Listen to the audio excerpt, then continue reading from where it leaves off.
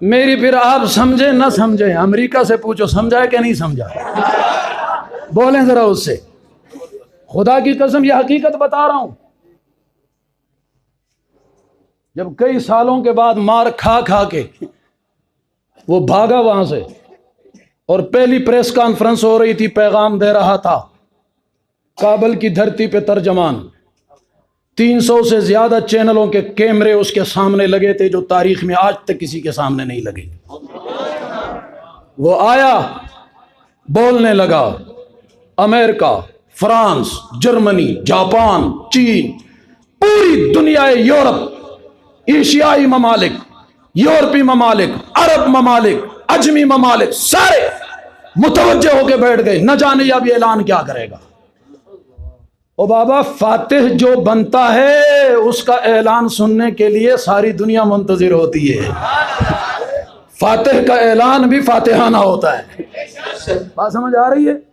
ہار جانے والا کیا اعلان کرے گا؟ وہ اعلان کرے گا، وہ تو کیا کرے گا جی؟ کیا کرے گا وہ؟ ڈٹ جانے والا اعلان کر سکتا ہے، ہٹنے والا کرے گا تو کیا کرے گا؟ میرے جملوں کو سمجھو. ڈٹنے والا تو اعلان کر سکتا ہے، ڈٹا ہوا جو ہے. ہٹنے والا کیا اعلان کرے گا؟ ہٹا جو ہے. بات سمجھ آ رہی ہے؟ ہاں. مجھے کسی نے کہا جو ڈٹ جانے والا ہے، ڈٹنے والا کیا اعلان کرے گا؟ میں نے کہا وہ ڈٹ جائے گا، ڈٹنے کے بعد کٹنے کا اعلان کرے گا. کہتے ہٹنے والا، میں نے کہا جو ہٹ گیا پھر وہ کیا رہ گیا؟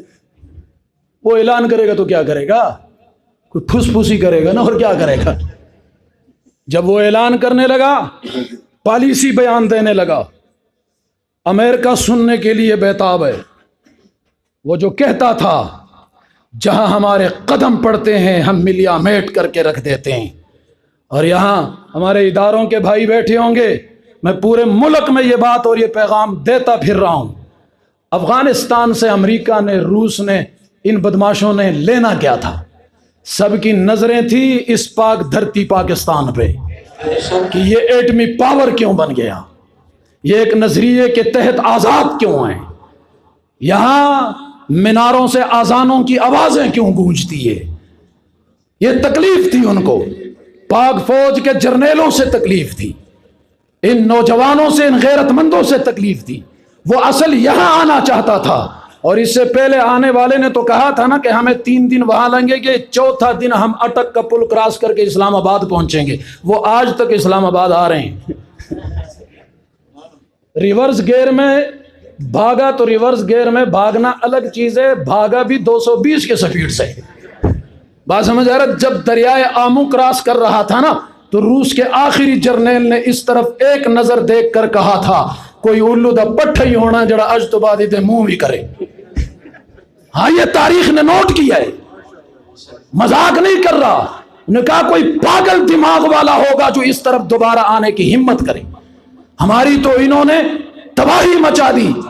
جب آ رہا تھا سپر پاور تھا، جب واپس جا رہا تھا تو اس کے سپر پاور کے کئی ٹکڑے ہو چکے تھے.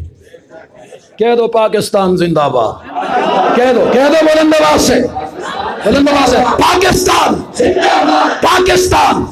ساتھی کو پاکستان کا مطلب کیا؟ پاکستان کا مطلب کیا؟ بابا یہ نعرہ صرف اسلام الدین عثمانی کا نہیں ہے، یہ احمد لدھیانوی کا نہیں ہے، یہ فاروقی کا نہیں ہے، یہ تو وہ نعرہ ہے جو شیخ الاسلام والمسلمین علامہ شبیر احمد عثمانی نے بلند کیا تھا. بتاؤ پاکستان کا مطلب کیا؟ اس دھرتی نے رہنا ہے، کہہ دو انشاءاللہ. یہ بھی آیا تھا اسی بغض میں، لیکن جب واپس گیا بیٹھا ہوا ہے، کہتے دیکھو ذبیح اللہ کیا کہہ رہا ہے، سنو. جب وہ بولنے لگا نا، نے کہا السلام علیکم ورحمۃ اللہ. اے اہل اسلام، عظماء اسلام، غیرت مندو رونو، اے دے اسلام سرفر و شانو. زبان اس نے شروع کی پشتو. جملہ سنو، وہاں ہلچل مچ گئی، 7 سمندر پار. کوئی ادھر دوڑ رہا ہے، کوئی ادھر. کہتے ہم تو سننے کے لیے بیٹھے تھے، یہ تو سمجھ ہی نہیں آنے دے رہا. میں کہا جب تو یہاں تک کون سی سمجھ آنے دی تھی؟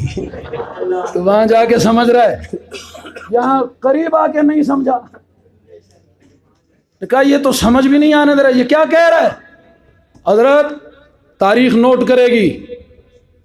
اس سے درخواست کی گئی، محترم آپ اپنی زبان چھوڑیں، پوری دنیا اس وقت سننے کے لیے بیتاب بیٹھی ہے، بڑے بڑے لوگ منتظر ہیں، پالیسی ساز، کہ یہ کہنا کیا چاہتا ہے. اس نے کہا کیا کروں؟ اس نے کہا پھر یہ اپنی بولی چھوڑ، ہماری بولی میں بات کر، توجہ ہے تو جملہ کہنے لگاؤں. اس نے کہا تیری بولی بولنی ہوتی تو لاکھوں بندے مروانے کی ضرورت کیا تھی. نہیں سمجھا حسن ابدال والا، نہیں سمجھا میں کیا کہہ گیا ہوں. نے کہا تیری بولی بولنی ہوتی گردنیں کٹوانے کی ضرورت کیا تھی، گھر اجاڑنے کی ضرورت کیا تھی، بچے یتیم کرانے کی ضرورت کیا تھی، اپنی زمین بارود سے بدبودار کروانے کی ضرورت کیا تھی، درختے جسموں کے اڑوانے کی ضرورت کیا تھی. اعلان کل بھی یہی تھا، آج بھی ہے، آئندہ بھی رہے گا کہ نہ تیری بولی ہم نے بولی تھی، نہ بولتے ہیں، نہ آئندہ بول سکتے ہیں. بات سمجھ آ رہی ہے؟ انہوں نے کہا ہم اپنی بولی بولیں گے. اس وقت معلومات کی بات یہ ہے کہ امریکہ کے اندر 300 سے اوپر اکیڈمیز کھول گئی ہیں، کھول دی ہیں انہوں نے، اور اس میں صرف پشتو زبان سکھائی جا رہی ہے. تم سیکھو ان کی، وہ ہماری سیکھ رہا ہے. سیکھو، دوڑو، وہ انہی کی سیکھ رہا ہے. اس نے کہا یہ آگے بھی تو ہم نے سمجھنا ہے نا، کھولو ٹیچر لے آؤ. تو وہ جو بکاؤ مال قسم کے تھے نا، وہ یہیں سے منگائے. بکاؤ مال ہر جگہ ہوتے ہیں، نہیں سمجھ رہے؟ بکاؤ مال، بولو بولو بولو، بکاؤ مال ہر جگہ ہوتے ہیں، یہاں بھی ہیں، ادھر بھی ہے، ادھر بھی ہے، ادھر بھی ہے، ادھر بھی ہے. لیکن میں ان کے لیے صرف اتنا ہی کہوں گا، کبھی اس کے در کبھی اس کے در، کبھی اس کے در کبھی اس کے در، کبھی در بدر کبھی تیرے ہے در. غم لفافہ تیرا شکریہ، ہم کہاں کہاں سے گزر گئے. غم لفافہ تیرا شکریہ، ہم کہاں کہاں سے گزر گئے. کبھی اس کے در کبھی اس کے در، کبھی در بدر. اور بابا کس کس کے در پھرو گے؟ خدا کے بندو کچھ حیا کرو، کچھ شرم کرو. بکاؤ مال نہ بنو. بکاؤ مال کی تاریخ بھی کوئی حیثیت بیان نہیں کرتی، بلکہ ان پہ لعنت ہی ہوا کرتی ہے.